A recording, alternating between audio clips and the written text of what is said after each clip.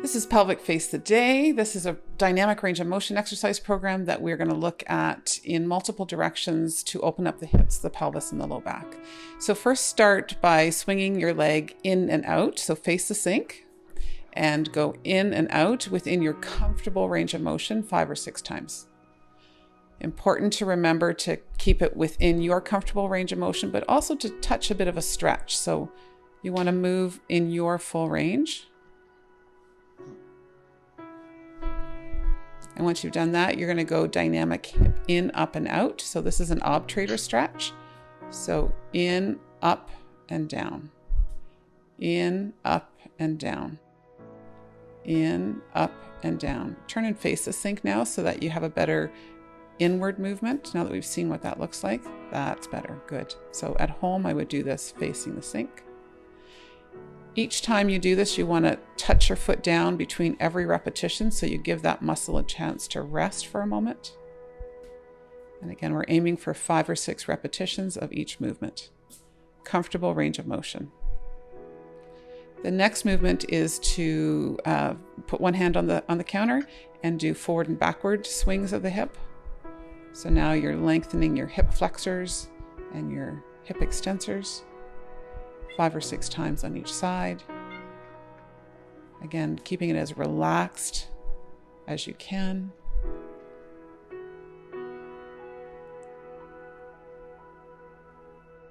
And once we're done that, we're going to do figure 8s with our pelvis.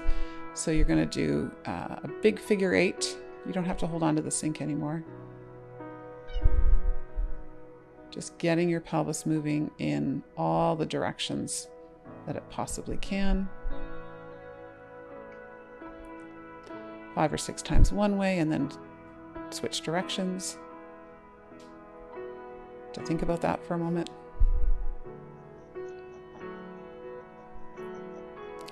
Look how soft Brittany's knees are as she does it.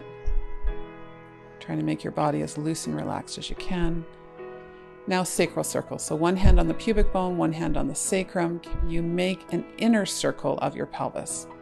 So a really small circle in the inner part of the pelvic floor between your sacrum and your tailbone and your pubic bone. And then you're going to go in the other direction.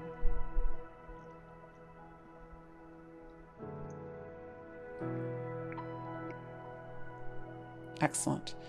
Now we're going to do a squat at the sink, and at the deep end of a squat, we're going to do 5 or 6 cat-cows. So holding onto the sink, come straight down, bum as far as you can down. Now this is pretty flexible for some of you, so you may not be able to go so far. That's okay.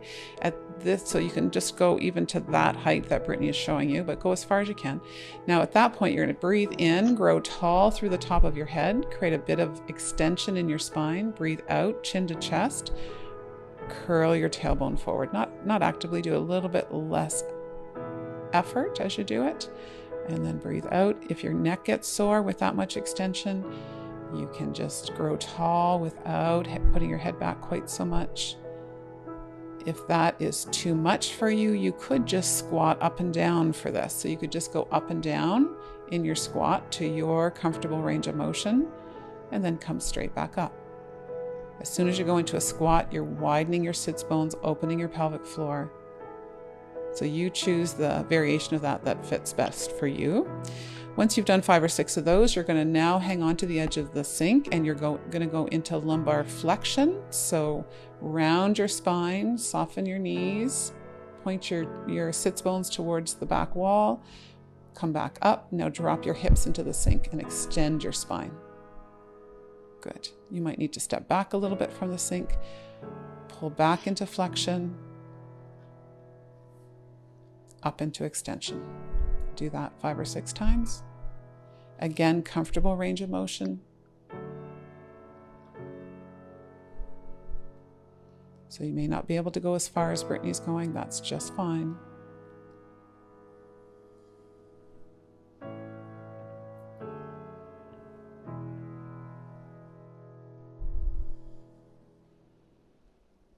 Okay, so you're going to drop back into flexion again.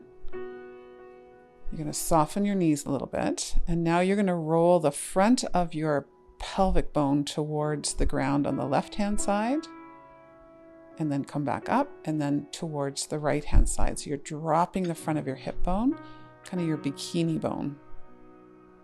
There you go. So softening one knee and then softening the opposite knee.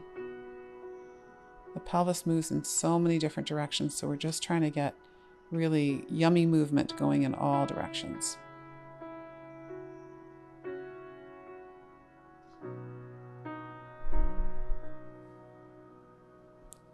Okay, and now you're going to stand at the sink and you're going to lift one foot up and you're going to hike on that side and then drop that knee down and then hike that hip up and drop that knee down. So you can see it from the side as well.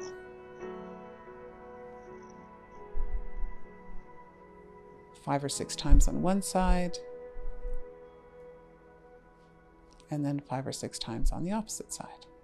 So see how the knee softens as you drop down the weight-bearing leg. No pain. Now you're going to do that very same movement, but this time you're going to lean on the counter with your elbows so that you telescope your hip in a little bit of a different direction. So on one leg, drop the hip down, telescope the hip up towards the ceiling. Drop the knee down, lift the knee up. Drop the knee down, lift the knee up. 5 or 6 times in one direction, and then 5 or 6 times in the other direction. This is not a meditative practice, this is a movement practice. So once you've got the hang of the movements, you don't have to keep watching the video in order to do the exercise. This is something very easy to do first thing in the morning at the kitchen sink while you make your coffee or get organized for the day.